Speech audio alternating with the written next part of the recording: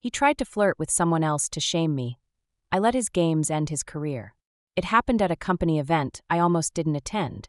One of those tedious, after-hours mixers designed to make people feel connected while pretending none of us were thinking about deadlines or performance reviews.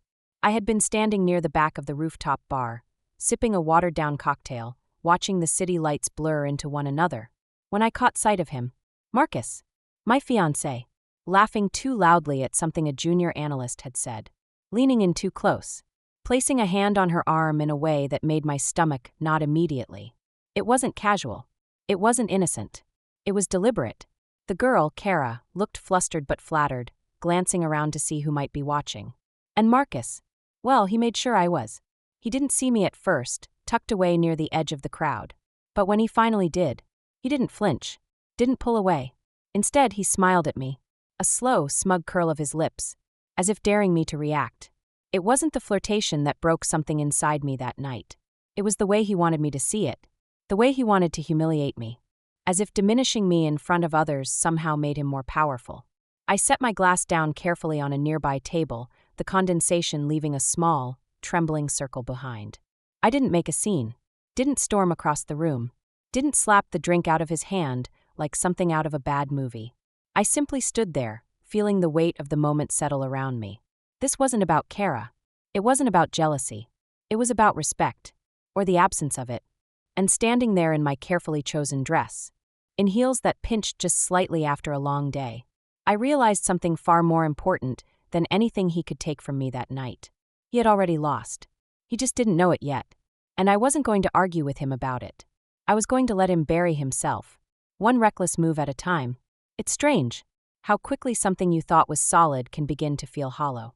I went through the motions the rest of that night, smiling politely, thanking our hosts, pretending I didn't feel every glance in the room like a tiny blade against my skin. Marcus didn't come looking for me. He didn't ask if I was okay. He didn't even bother offering some clumsy excuse for what he knew I had seen. He simply enjoyed himself, like nothing had happened. That was the moment I realized the wound he had opened wasn't new. It was old and deep, covered over with layers of excuses, overlooked slights, tiny betrayals I had taught myself not to name because they weren't big enough to justify leaving. The times he rolled his eyes when I spoke during meetings, the way he minimized my successes in front of friends, turning accomplishments into punchlines, the subtle corrections when I told stories, not wrong enough to be malicious, but just enough to shift the light away from me and onto him. For a long time, I told myself it was harmless, that he didn't mean it, that he loved me, and love could be careless sometimes without meaning to hurt. But standing there, watching him flirt openly, smirking when he caught me watching, I understood something I hadn't wanted to before. It wasn't carelessness. It was a choice. 100 small choices that added up to one simple truth. He didn't respect me. And without respect, love was just another story people told themselves to justify staying. I left the event early, making some polite excuse about an early morning meeting. Marcus didn't offer to come with me. He barely noticed I was gone. I rode the elevator down alone, the city lights blurring behind the glass, and promised myself one thing. I would not fight to stay where I was not valued. I would not beg a man to treat me like I mattered. I would not mistake proximity for partnership ever again. Once you stop explaining things away, you start seeing them for what they really are. The next morning I woke up early, long before my alarm, with a quiet unease humming beneath my skin. I made coffee, sat at the kitchen table, stared at the engagement ring still perched neatly on my finger, and for the first time, I really thought about all the small things I had forgiven without even realizing I was forgiving them. The meetings where Marcus forgot to introduce me properly. The dinners where he joked about how emotional I could be when things didn't go my way. The parties where he spent more time networking with strangers than checking if I had even made it through the door. Individually, they were easy to dismiss. Tiny oversights, missteps smoothed over by charm and apologies when needed. But together, they formed a pattern too clear to ignore. Marcus didn't see me as an equal. He saw me as an accessory, a box checked, a symbol of stability he could point to when it suited him, and discard when it didn't. I thought about the way he used to praise me in private, telling me how proud he was, how impressive it was that I could hold my own in a room full of executives. At the time, it had felt like a compliment. Now it sounded like a warning. Remember your place. Don't shine too brightly. Don't make me feel small. It wasn't just about the flirting. It wasn't even about Kara. It was about the quiet erosion of respect that had been happening for years. While I convinced myself that love was enough to survive it, it wasn't. Respect was the foundation, and without it, everything we had built was already crumbling. Long before that night on the rooftop made it impossible to pretend otherwise. I set my coffee down and slid the ring from my finger, just for a moment, just to feel the weight lift. It was lighter than I expected, almost as if it had been waiting for me to notice all along. If Marcus noticed the difference in me, he didn't say anything. Maybe he thought I had gotten over it. Maybe he assumed that one more minor embarrassment would fade like the others, buried under the weight of shared history and future promises. And for a while, I let him believe that. I still went to the dinners, still showed up at the office parties, still wore the ring he had given me with such grand ceremony. I still smiled, still laughed at the appropriate moments, still played the part he needed me to play. But something fundamental had shifted inside me. The connection I had spent years nurturing, the one built on trust and shared ambition, had been quietly severed. Now everything felt like performance. When he kissed me goodbye in the mornings, I kissed him back, thinking only of the day I would no longer have to pretend.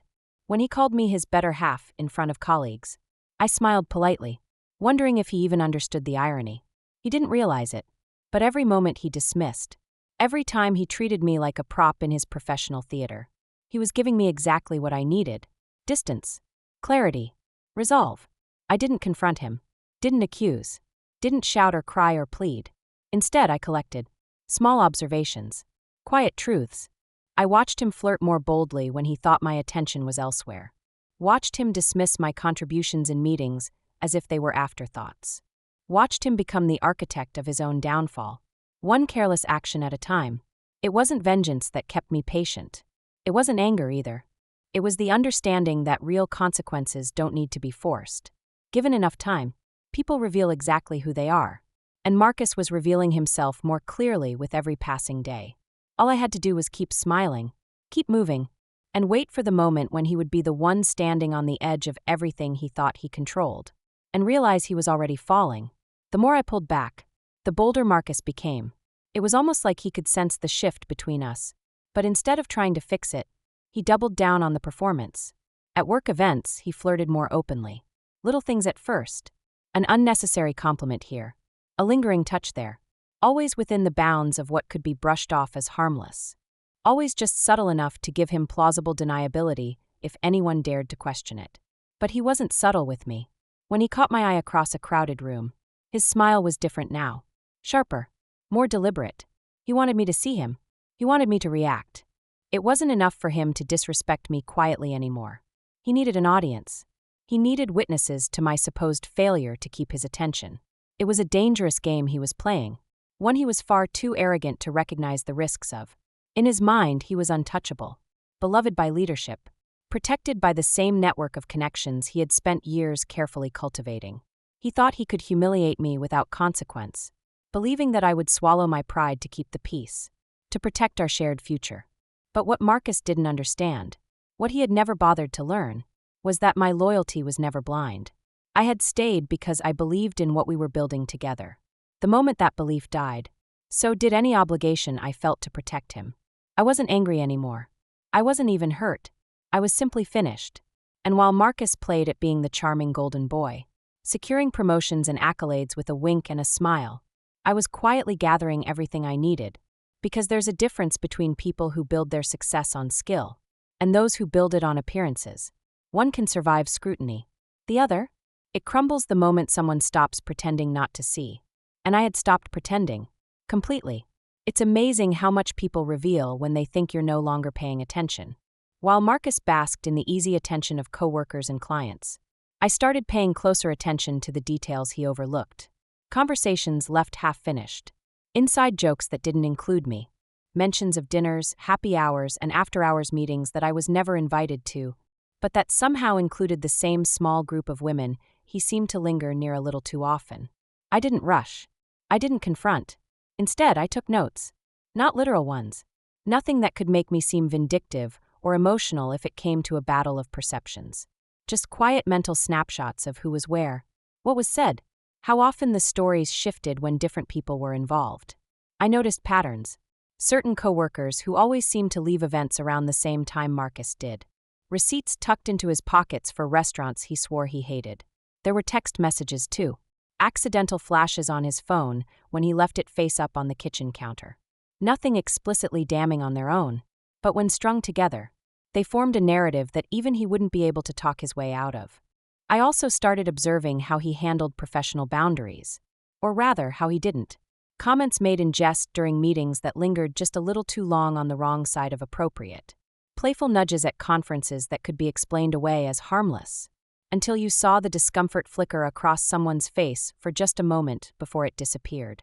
Marcus had built his career on charm and momentum, trusting that no one would look too closely at the cracks. But charm doesn't protect you forever. Eventually, someone starts asking the right questions. Eventually, someone stops laughing. And when that time came, I wouldn't have to scream or accuse. I would simply lay down the truth he had given me, piece by reckless piece. He was already writing his downfall. All I had to do was let him finish. I thought I was alone at first. That if I spoke up, no one would believe me. That Marcus's charm would shield him the way it always had. But the longer I watched, the more I realized how many others were watching too. It started quietly. A side comment from a colleague after a department meeting. A raised eyebrow when Marcus lingered too long at someone's desk. Little signals. Fleeting moments of recognition. At first, I brushed them off, unsure if they were real or just the product of my own heightened awareness. But one afternoon, after a particularly uncomfortable client lunch, a woman from another department caught up with me in the hallway. She didn't mention Marcus by name. She didn't have to. She simply said, "If you ever need someone to back you up, someone who's seen things, you're not alone." Then she squeezed my arm lightly and disappeared into a conference room. It was the smallest gesture, but it cracked something open inside me that I hadn't realized was still holding on. Hope. I wasn't imagining it, and I wasn't the only one tired of pretending not to see. Over the next few weeks, the pattern repeated. A quiet conversation by the coffee machine. An offhand remark during happy hour. A text from a colleague who had noticed how Marcus's attention shifted depending on who could be useful to him that day. No one said anything publicly. Not yet, but the foundation was there.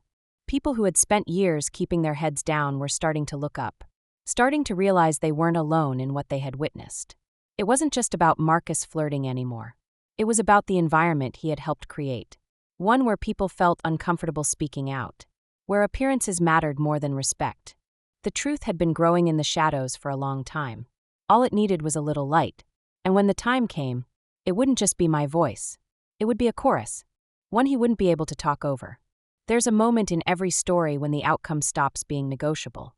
A moment when the path is already set, even if the people walking it haven't realized yet. For me, that moment came on an ordinary Wednesday. We were attending a leadership conference, the kind of event Marcus loved, full of handshakes and surface-level charm, another stage for him to perform.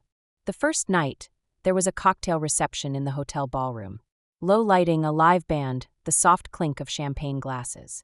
I watched from across the room as Marcus leaned in too close to a junior associate, laughing a little too loudly at something she said, his hand resting just a little too long on her back as he guided her toward the bar.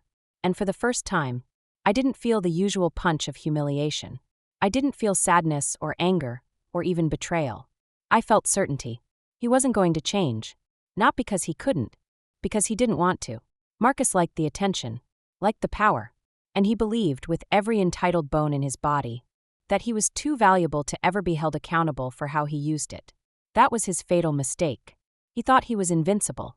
He thought no one would ever dare challenge him. He thought I would stay quiet. But what he didn't know was that silence can be louder than rage. I stayed until the speeches ended, until the band packed up, until Marcus was comfortably buzzed and self-satisfied, oblivious to the conversations happening in the corners of the room. Then I slipped away, quietly, unnoticed. I went back to my hotel room, sat at the desk, and began writing everything down. Every detail, every date, every pattern I had observed. It wasn't about revenge. It wasn't even about him anymore. It was about choosing myself over the slow, soul-crushing erosion of pretending things were fine. And once that decision was made, there was no going back. The rest was just a matter of time. After that night, everything about the way I moved through the world changed. Not visibly, not in a way Marcus would immediately notice. To him, everything looked the same. We still showed up to the same meetings. Still exchanged polite smiles in front of the right people. Still kept up the appearance of a perfect partnership. But underneath the surface, I was pulling away from him one thread at a time. At work, I started stepping into opportunities he had always subtly steered me away from. The projects he said were too much or too political for someone like me to take on. I accepted them without asking his opinion. I stayed later at the office, but not with him, not orbiting his world, building my own instead.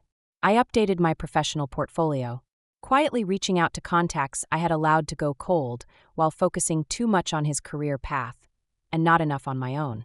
I met with mentors. I sat in on panels. I attended networking events solo, making connections that had nothing to do with Marcus's circle. The more distance I created, the easier it became to see how much space he had taken up in my life. Space I could have been filling with my own ambitions, my own voice. At home, the shifts were even smaller, but somehow heavier. I stopped initiating conversations about the future. I let the wedding plans sit untouched in folders on the desk, ignored the calendar reminders that used to send a flutter of excitement through me. When Marcus asked about venues or guest lists, I nodded noncommittally, giving him just enough to keep him comfortable, while quietly untangling myself from a future that no longer felt like mine. He didn't notice. Or maybe he noticed just enough to convince himself it wasn't worth looking too closely. Either way, it didn't matter, because by the time he realized how far away I had moved, it would be too late. I wasn't just leaving him. I was leaving the version of myself who thought loyalty required silence. The opportunity came sooner than I expected. A regional leadership summit was scheduled, a multi-day event bringing together senior executives, department heads, and key staff from every corner of the company. It was the kind of event Marcus lived for. A stage large enough to shine on, enough important eyes to make every move feel significant. He spent weeks preparing for it, polishing his presentations, lining up side meetings, planning how to position himself for the next promotion that everyone knew was coming. I stayed in the background, offering encouragement when necessary, nodding at the right moments. All the while, I was preparing too, just not for the same outcome he was chasing. I wasn't interested in confrontation. I didn't want to ruin his night with some messy, emotional outburst. That wasn't the point. The point was to let the truth speak for itself. The HR department had an anonymous reporting channel, one the company had encouraged employees to use if they ever felt uncomfortable, but that most people didn't trust enough to actually use. I wasn't most people. I had the documentation, the screenshots, the list of witnesses willing to quietly confirm what they had seen if pressed. I spent one evening putting it all together. A clear, factual account of Marcus's repeated boundary-crossing behavior, professional misconduct, inappropriate communications, abusive influence over junior employees. No accusations without evidence. No emotional embellishments. Just facts laid out carefully, exactly the way HR departments couldn't ignore. I submitted it quietly, anonymously, days before the summit. And then I waited, not with anger, not with anxiety, with a calm certainty that the truth, once set loose, would find its mark. Marcus was walking into a room full of people he believed were there to celebrate him. What he didn't realize was that some of them were already asking questions. And soon he would have to answer them. Not because I forced it, because he had. And when the foundation finally cracked, I wouldn't need to lift a finger to push it down. Gravity would do the work for me. The first cracks didn't come with shouting. They came with silence. Small shifts in the way people greeted him at the summit. Averted eyes. Shorter conversations. Smiles that didn't quite reach their eyes. At first, Marcus didn't notice. He was too busy basking in the attention he thought he was still commanding, circulating through the crowd like a man assured of his place at the top. But by the second day, the tone had changed. Executives he had been desperate to impress were suddenly too busy for private meetings. Clients who once sought him out now redirected their conversations elsewhere. I stayed on the periphery, watching it unfold, not with satisfaction, but with a quiet, settled sense of inevitability. Marcus didn't understand what was happening. Not yet. He still tried to make jokes, tried to charm his way through the growing chill around him. But charm only works when people want to believe you deserve it.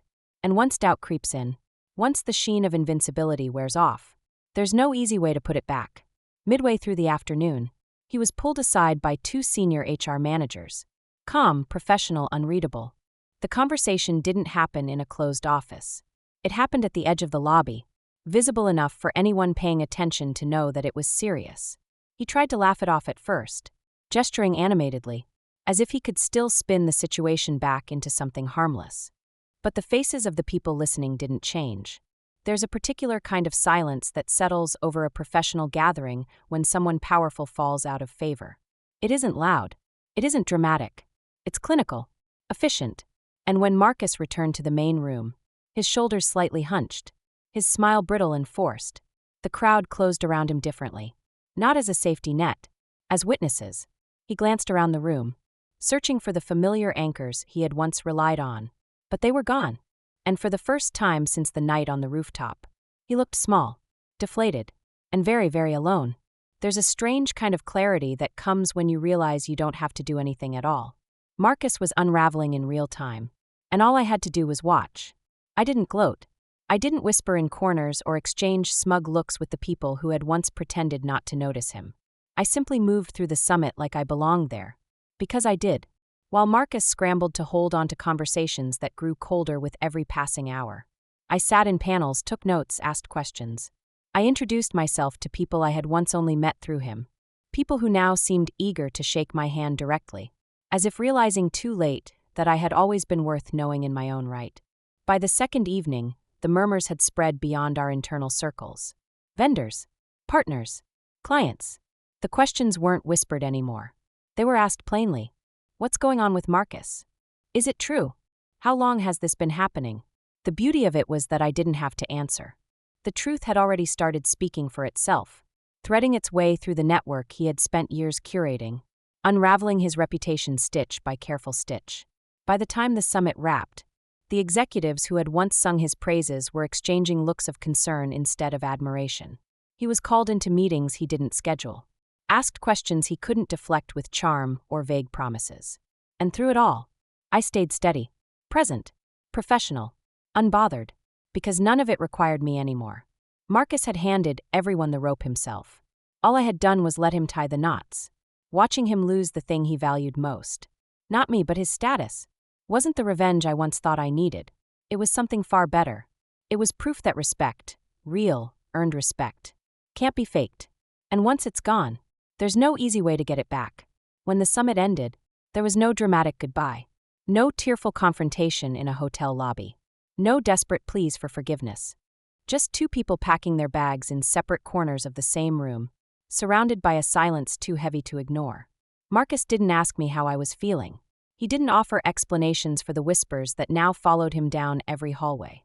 He didn't even ask if I believed them. He knew better. The drive home was quiet. He kept glancing over at me, like he wanted to say something, but every time he opened his mouth, nothing came out. It didn't matter.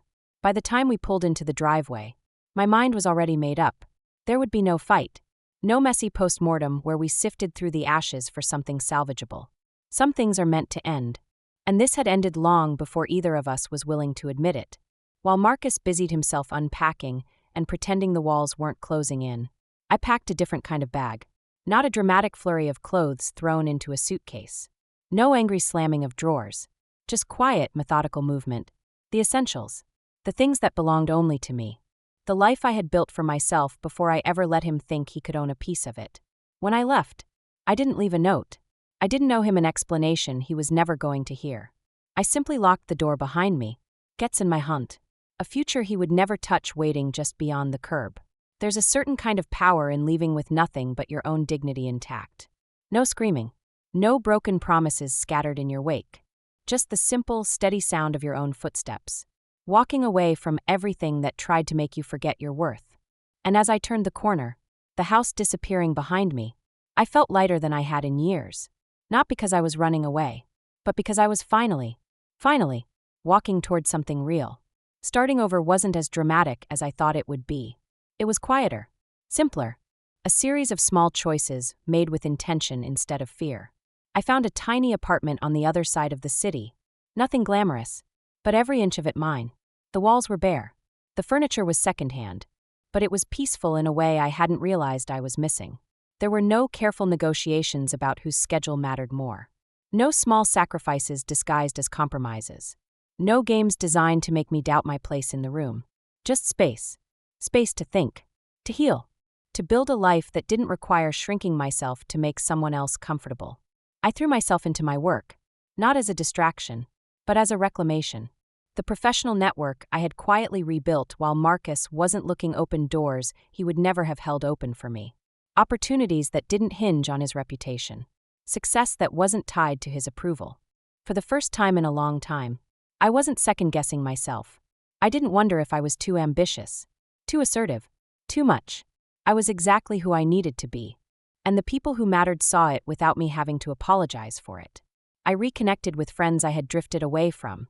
People who reminded me who I was before I started measuring my worth through someone else's gaze. We laughed louder, dreamed bigger, and somewhere along the way, the hurt stopped feeling like an open wound and started feeling like scar tissue. Stronger, tougher, a reminder of how much I had survived. I didn't need Marcus's approval. I didn't need anyone's permission to exist fully. I wasn't angry anymore. I wasn't mourning. I was living. Not perfectly, not without fear, but fully. And that, more than anything else, was the life he could never have given me. Because it wasn't his to give. It had always been mine. I didn't hear much about Marcus after I left. A few whispers made their way to me through old colleagues. Rumors about a formal investigation. A few key clients quietly distancing themselves. There was no dramatic collapse. No headlines. No spectacular fall from grace. Just a slow, steady erosion of the image he had worked so hard to maintain. And I wasn't there to watch it happen. I didn't need to be. I was too busy building something he would never be able to touch. The new job I accepted came with a title Marcus once told me I wasn't ready for. It came with a team that valued collaboration over competition. It came with the kind of respect that doesn't have to be demanded or earned through silence. It just existed, because people understood the worth of the ones standing beside them. I moved through that world differently. Not cautiously, not apologetically. I said what I thought, took up the space I deserved, trusted my instincts instead of second-guessing every move. It wasn't about proving anything to anyone. It was about living the life I had been too scared to claim before. There were days when doubt crept in, moments when I questioned if walking away had been the right thing, if starting over had been worth the risk. But those moments passed quickly now, because every promotion, every project completed with integrity, every night I came home to a space that was fully mine, was a reminder. I hadn't just survived losing him. I had survived losing the version of myself who thought I needed someone like him to feel complete. And standing in the life I built with my own two hands, surrounded by people who saw me clearly and respected me fully, I knew the truth without question. There are some things a man like Marcus can never take from you. He can try to shame you. He can try to diminish you. But he can never touch a future you've already claimed for yourself. For a long time, I thought winning meant proving him wrong. That one day he would look at me, at everything I had become without him, and realize exactly what he had lost. And maybe he did. Maybe he sat alone in some dim office, scrolling through the curated highlights of a life he no longer had access to. But somewhere along the way, I stopped caring. The real victory wasn't about him. It wasn't about his regret, or his downfall, or even the way the truth finally caught up to him. It was about the quiet moments no one else saw. The mornings when I woke up with a sense of peace instead of dread. The meetings where I spoke freely without weighing every word for how it might bruise someone else's ego. The friendships that deepened because they were rooted in honesty instead of obligation. It was in the way I learned to trust my instincts again. The way I stopped apologizing for taking up space. The way I built a life that didn't require me to shrink to fit inside someone else's version of success. Marcus didn't destroy me. He didn't even break me. He simply revealed a fault line that had been there all along. A fracture I had been too willing to ignore for the sake of keeping the peace. And when it finally split open, I didn't fall apart. I stepped over the rubble, kept moving, and built something stronger on the other side. The real victory wasn't a single moment.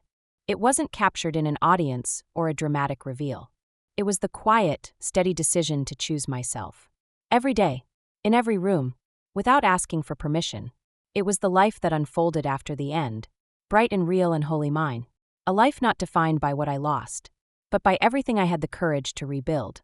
And in that life, he was nothing more than a footnote, a lesson, a door I chose to close, so I could finally walk through the one that had been waiting for me all along. Thanks so much for watching. If you love a good revenge story, or if you've ever dreamed of getting the last word without saying much at all. You're in the right place.